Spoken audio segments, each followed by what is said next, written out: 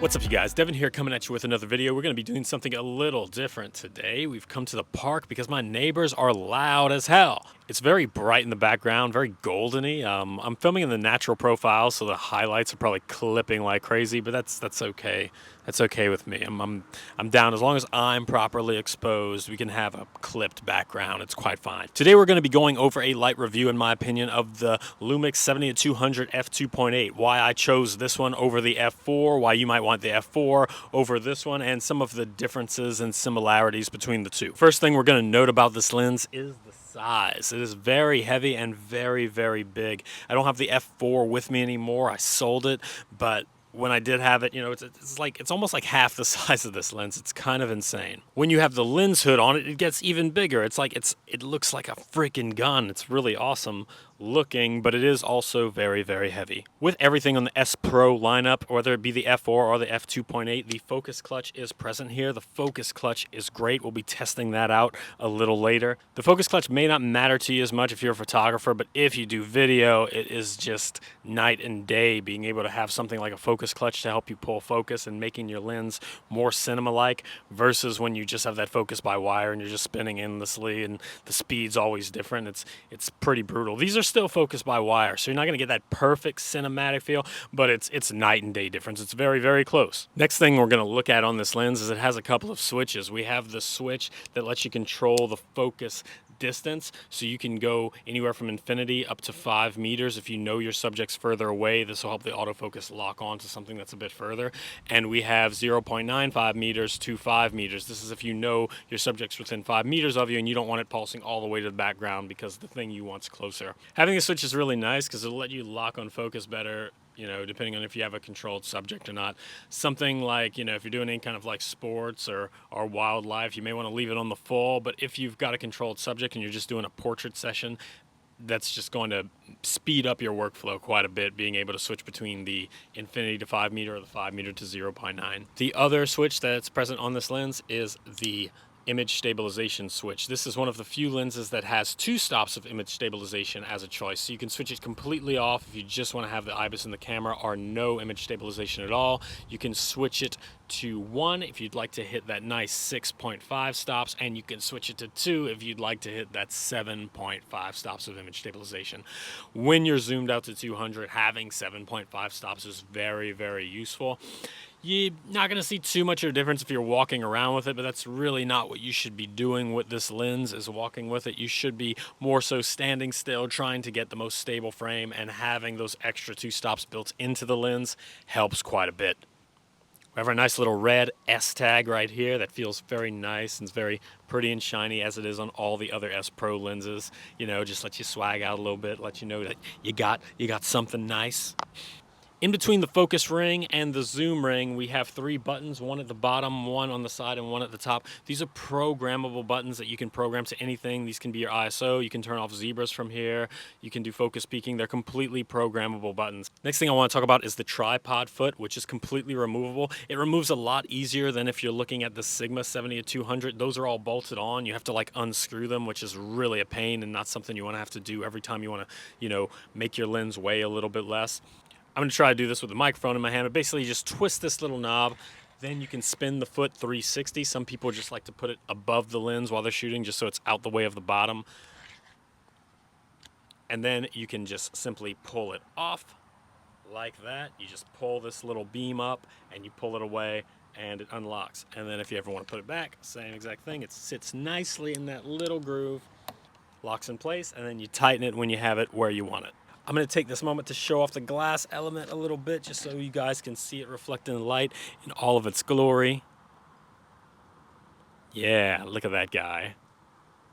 Beautiful. One other thing I noticed is if you do photography and you have these like kind of thinner plates laying around, this one actually has one built onto the foot, so you don't even need to put a plate on this foot. You can just simply slide that right on to the tripod head if this is the type that you have. I have nothing but video heads, so this doesn't do much for me. I still have to mount a video plate at the bottom. But hey, if you're more of a photographer and you have one of those photo plates, like this is kind of like really, really nice. Now, while we don't have the 70-200 f4 here to do a side-by-side comparison, I do want to speak on it because I did use it for 10 days. I bought that before the 2.8 came out, tried it out for a wedding, and I really, really liked it. I'd want to say if you don't have to do stuff in low light, or you travel a lot and you want to save the extra weight, that f4 is a really, really good deal. It's $1,000 less. You could do a lot with $1,000. However, even though I really, really like that lens, I did send it back just because the f2.8 was about to come out and I really wanted the f2.8. I eventually want f2.8s of everything that involves that like trinity of lenses. So the 70-200 f2.8, a 24-70 f2.8.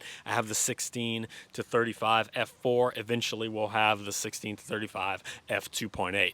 I like the extra bit of low light I get. The 70-200 in particular though, I really like doing wildlife. I do not make money doing wildlife. It's kind of hard to make money doing wildlife unless you're like one of the several people that work for National Geographic and get to do it on that level. But I do miss having a nice long focal range. So another big deciding factor for me to get the f2.8 rather than the f4 is the Lumix 2x teleconverter. This would turn my 70-200 in a 140 to 400, but it also lowers your f-stop. If I would have went with the f4, that f-stop would have been lowered to something like f8 or f8.4 or something around that realm. Whereas this one, the f2.8, when you have the 2x teleconverter, it makes a constant aperture of about f5.6, which is just, those extra 2 stops of light are going to matter a lot, especially when the sun's setting and certain types of animals I can only get during that time. So even if Lumix comes out with telephoto lenses in the future, if it's nothing more enticing than a 400mm f5.6, I won't really have to get it. So you can justify it to yourself, kind of like if you're someone who thought you wanted to get into wildlife, rather than buying one of those long 400mm focal ranges later, you invest the extra $1,000 now into this lens, get an f2.8 constant, which is a little more useful, have a little bit nicer piece of glass, and then invest $500 later to get your 400mm, rather than having to spend possibly another $1,200 to $1,500 to possibly $2,000-$3,000. Who knows what kind of lenses they're going to come out with, but like some large amount of money in the future to get one of those lenses, and then you're carrying around 2 lenses, not like a small adapter and an extra $500. So that was one of my big justifications on getting the f2.8 rather than the f4. Though I can't stress enough, if you're someone who's strapped for cash and you need that $1,000 elsewhere, get the f4. It's still really, really good in low light. These cameras perform amazing in low light. You can do all your work with f4. You can use the f4 to get the f2.8 later. Anyway, we're gonna try to do some tests now. I'm gonna show you a little bit of B-roll with it. We're going to test a few things like, you know, what it actually means to have something like a focus clutch on your lens. But before we go any further, how about we switch to this lens? This wireless mic has a little bit of a range to it, so we should be able to switch to this, try out the autofocus, see if it stays on me while I continue to talk about this. Let's get this bad boy on here. All right, so now we're switched on to the Lumix 70-200 f2.8. I just have it in normal face tracking mode, and I'm just out here. It's probably grossly overexposed. I don't feel like popping on the ND filter right now. We'll do that in a little bit. But this is me walking around. This is at 70mm. This is all at f2.8. Maybe I can like crank the shutter a little bit to make it a little better. Let's see.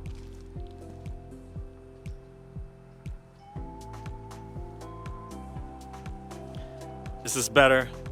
Yeah, this should look a lot better. This shouldn't be nearly as glowy or anything like that. You should be able to see a little more detail in the trees and stuff like that. I don't see any zebras from here. But anyway, this is the look of the 70-200 at 70mm at f2.8. Shutter cranked up high, ISO at 100, so we should be getting a clean image. I'm filming in 1080p. I like to use the natural profile while I'm out here just because whenever I have a lot of work going on like I do now, really don't have time to be color grading everything, and the natural profile in this camera just looks gorgeous, especially when paired with this Leica glass. I'm just walking towards the camera right now and rambling on just so we can see how the focus pulls to me.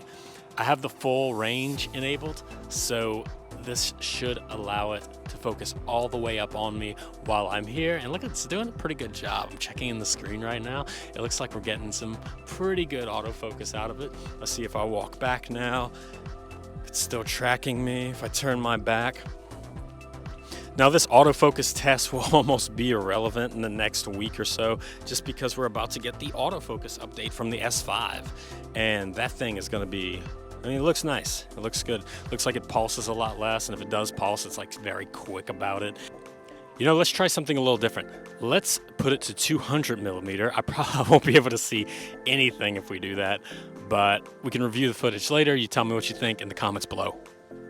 Here we are, 200mm, and I'm like way out here now. The camera's like pretty far away, but from what I can tell in my little silhouette in the screen, I mean, it probably looks like a pretty good frame. I mean, it's probably really nice compression as long as it's staying on me.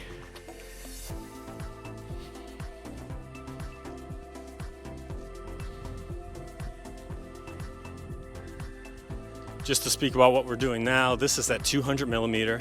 I've given it its full range of focus, so it has lots of room to mess up, lots of room to lose me. And we're at 200mm at f2.8, so the plane of focus can be very thin in some situations.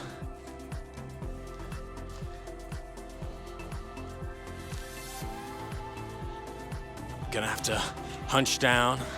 I don't want to cheat too hard. Oh yeah, there we lost me. Okay.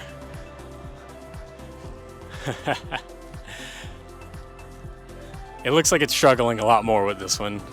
I mean, I can hardly see the screen, but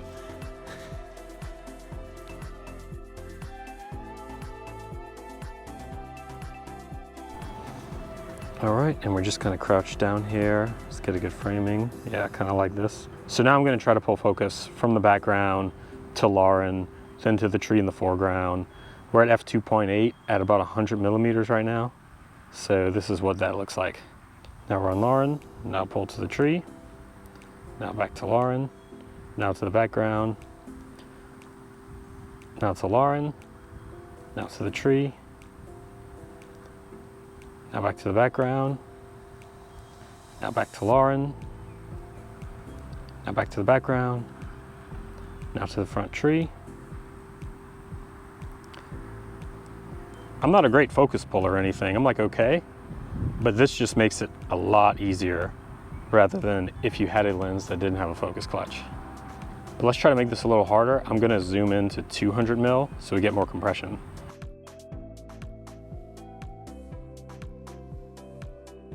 Now that we're zoomed into 200mm, it should be a lot less forgiving.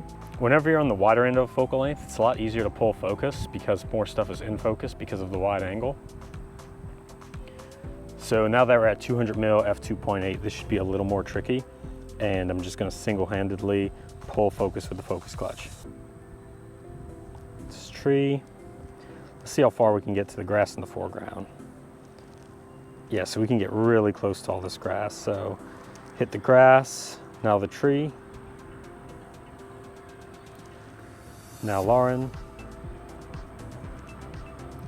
now the background, now Lauren again, back to the grass, back to Lauren, back to the front tree, back tree. Yeah, so as you can see, at 2.8 at 200mm, you can hit a lot more things in focus. Like right now, those trees are in focus, everything in the front's out of focus. Even the background's still kind of out of focus. This is me hitting the background being completely in focus. This is me hitting those first trees right in the clearing. This is me hitting that tree right behind Lauren. This is me hitting Lauren directly. This is the front tree, and then these are the blades of grass.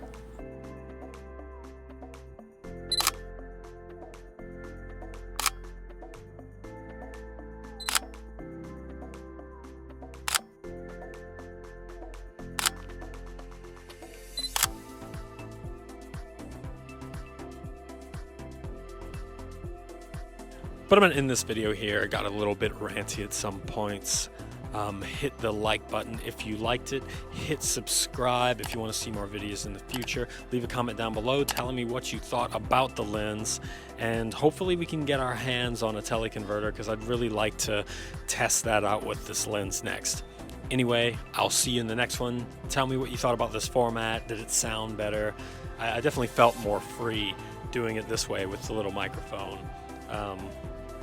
But anyway, I'll see you in the next one. Later days.